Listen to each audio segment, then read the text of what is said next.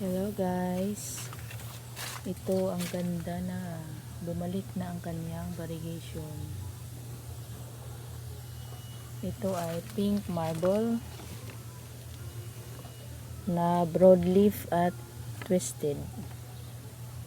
Ganda na talaga oh.